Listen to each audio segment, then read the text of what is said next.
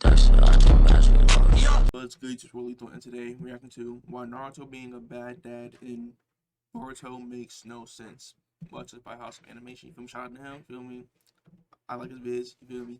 But yeah, this is also one of my few things I have wrong with this show. Cause like Naruto knows what it's like to not have parents in his life, you feel me? And then just have him be the same thing to his kids, and he's not even like dead or anything. It's just like kind of lame to me, bro. Like I don't know. That's just like it's just like so stupid to me. Yo, Yeah. welcome back Also, to the I will leave this video link down below in the description. House of Animation. It's your boy Jay, and today we have another banger of a video for you guys. We're gonna take a look at why it makes absolutely no sense that Naruto is a bad dad in Boruto. But first, let's drop the intro. Okay.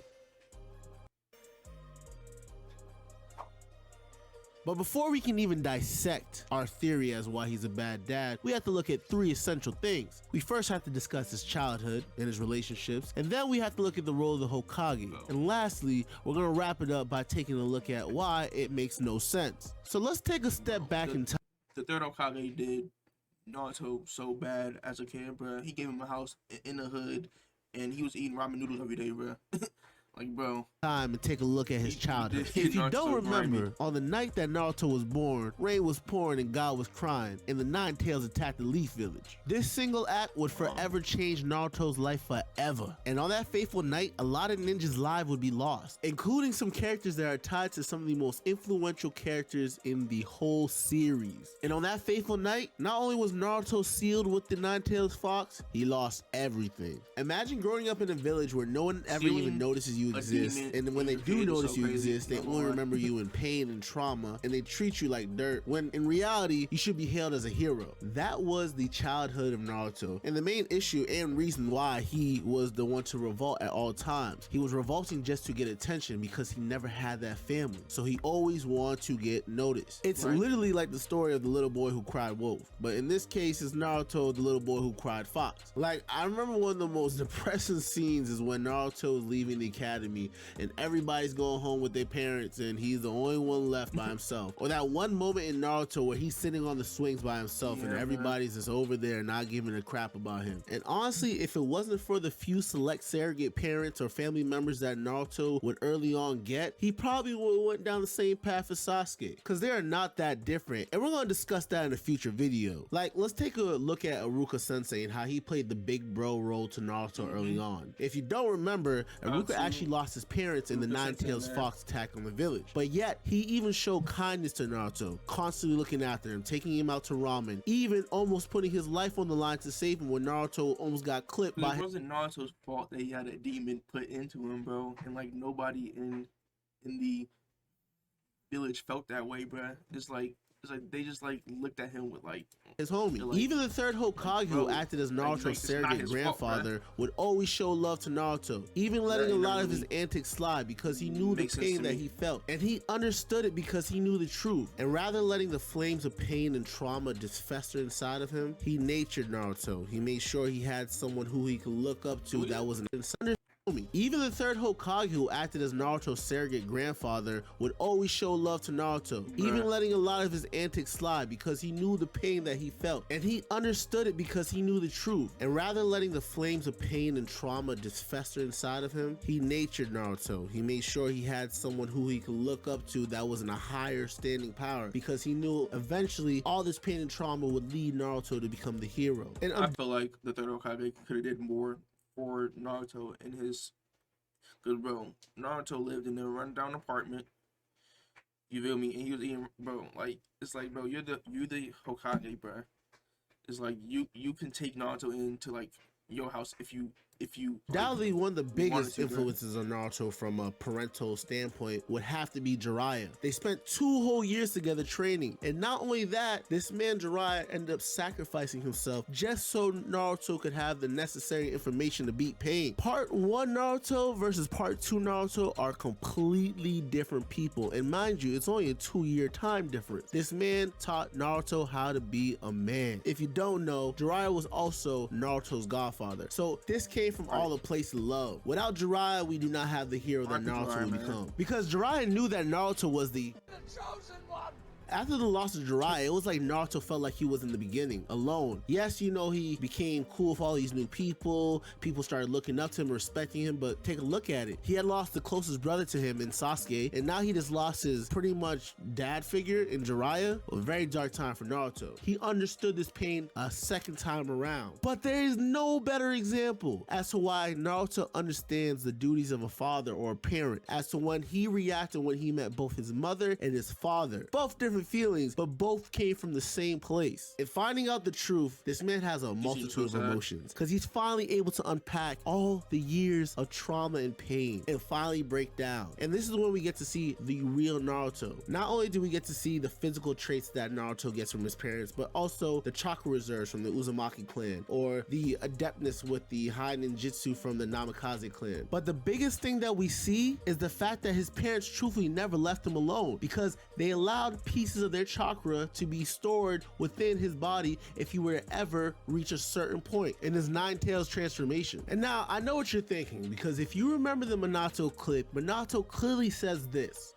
Father, it saddens me that I can't go through them at your side.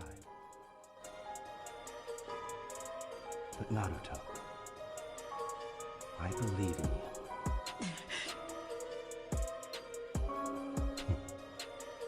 With this principle set in stone, Naruto was ready to become the hero of the world, because what kid in the world would not want to have 100% trust and belief from their parents in anything they did in life? That's what a lot of us kids fight so hard for. And with all these values and lessons instilled with him, and granted, only getting to meet his parents for a little bit of the time, but he had so many influences of family members that he's met over the course of Naruto, you would think he would transfer over into Boruto with the same mentality. Nope. Now, son, I get it. Being an elected official, president, governor, yada, yada, yada, it's not easy work. It's very tough. You gotta sign mad papers all day. You gotta sit in a comfortable chair. You get people to follow you around. It's, you know, it's tough. It's a tough life, but it makes no sense. Bro, Naruto could have 10 shadow clones in here to do all his work for him, bro. And they would get done with that within a day. Like, bro. Boruto, because outside of Hinata pretty much getting kidnapped, what really happens in the time between the end of Shippuden and the start of Boruto? Not a lot of crazy world events happens, meaning that the ninja world for the most part is in a world of peace, especially Konoha. So when Naruto finally takes over the mantle from Kakashi to become the 7th Hokage, I'm personally thinking it's going to be a representation of the 3rd Hokage, because as I stated earlier in the video, the 3rd Hokage was always outside. That man was outside. Shoot, the 3rd Hokage even came out of retirement to become the Hokage again when the 4th Hokage died. Now, it's always been a running gag in Naruto that the role of the Hokage was to be a certified paper pusher, and we get many examples of Naruto being stuck in the office is doing work, which is cool because that's your job. We're not mad at you for that. But in the first scene that we are introduced to Naruto in chapter 1, we see this man on TV, and during this interview we actually learn that this is a shadow clone. And that's also been a high reason why people don't understand why this man's a bad dad, because if you're the hero, if you have this unlimited tapped reserve of chakra and also the Nine Tails chakra, you were known to make legit thousands upon thousands of copies of you. Remember what you did in the 4th Great Ninja War? How could you not simply just create a shadow clone to make use of all your duties? And I actually have a theory. The writer who was in charge of writing the script for Boruto actually did this on purpose. They introduced us to Naruto using a shadow clone, and at the end of the chapter we see the actual Naruto almost passing out just from overexerting himself from using shadow clones. This was the same ninja who defeated the god of chakra, but you're telling me he's collapsing from using a couple shadow clones? And even if that wasn't said case, because the shadow clone jutsu is an A rank class jutsu. Now, if it did take out a lot of chakra from Naruto, why wasn't it? Them shadow clones is not taking up that much chakra, bro. Literally, Naruto got half of his stuff sucked out of him versus Momoshiki. He got like, they said half, I'm pretty sure, but bro, he still had plenty of chakra to fight Momoshiki. You feel me? He still had plenty of chakra left, bro. Naruto has basically a limited amount, bro. Wasn't this represented in the past when the shadow clone was Naruto's main move before he could use the Rasengan? It make no sense. And again in the chapter, Like, we're only Naruto has showing so this much man chakra, using like, a couple it doesn't make clones. sense, And though. the biggest thing that happens that shows Naruto not being present at his house is when he sends a shadow clone for his daughter's birthday. Yeah, And he mind got you, his earlier in the birthday. day, Boruto had went to his office to remind him and was like, yo, you better not mess up. So when Naruto busts through the door, they're all shocked and surprised because he's there with the birthday cake. But you know what they say, you can't teach an old dog new tricks. And unfortunately, it turns out that this version of Naruto is actually a clone. And guess what happens next? Naruto somehow loses steam and the code dissipates and the cake falls on the floor, pissing Boruto off. And I ain't gonna hold you, when I first read this too, I was kind of tight because it made no sense. And like I said earlier, I really honestly feel like the writer just put this in just so that we could understand that moving forward, Naruto isn't this almighty power that we once thought he was, which makes no sense, Naruto's but still that's that neither here almighty nor power, there. bro. And this is sure There's no one on Earth who is hanging with him. Like, bro, out of all the 5 Kages, he's literally leagues ahead of him, bro. Like, bro, Naruto is still crazy strong. He still has a crazy amount of chakra, or he's supposed to. Naruto some bail. The role of a Hokage or elected official is no easy task. You have to worry about foreign policies, interacting with other villages, paperwork, making sure that your descendants are safe at all times. So you have to put your priorities underneath your job. But then, like I stated earlier, what was really going on in the world that Naruto could simply just go home? Or even better yet, what elected official that you know of does not have their family living with them in their elected official house? Governors, presidents, princes, all these family members usually reside together with their family. So if an issue is Naruto not being present at home, why not move his family into the Hokage mansion? Shoot, even when Konohamaru was a kid, we always used to see him lurking around the Hokage mansion, and his granddaddy was the Hokage. And I understand that from Naruto's perspective, he has seen the pain in the world. He has answered what people may have looked at as world peace. Being the hero allows Naruto to neglect the fact that by prioritizing the world, he is not prioritizing his home. And by not prioritizing his home, he is not preparing that next era, the next generation, rather entrusting it into some of his fellow classmates or fellow students like Konohamaru, or letting Sasuke become his teacher. Now, the main thing about Naruto is literally passing down inheritance, or in this case, the Will of Fire. We see that from Jiraiya to Minato to Kakashi to Naruto. So entrusting the next generation is not the problem, but the real issue lies is that Naruto is present. Naruto is around. Boruto has that family, but the problem is that they both share this, is they both feel the sense of loneliness or lack of attention.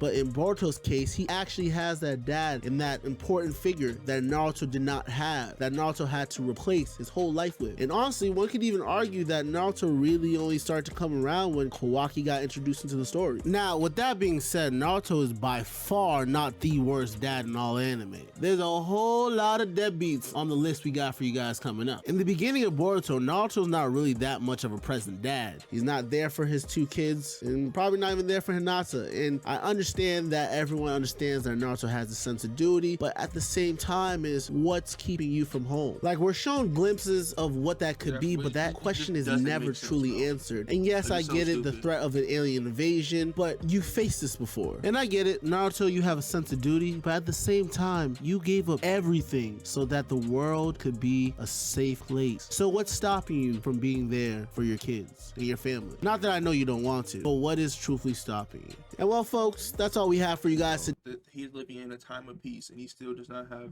any time. Thank you for stopping by the channel. Let us know what you think of the video. Drop a like down below, and also leave a comment on whether you guys agreed.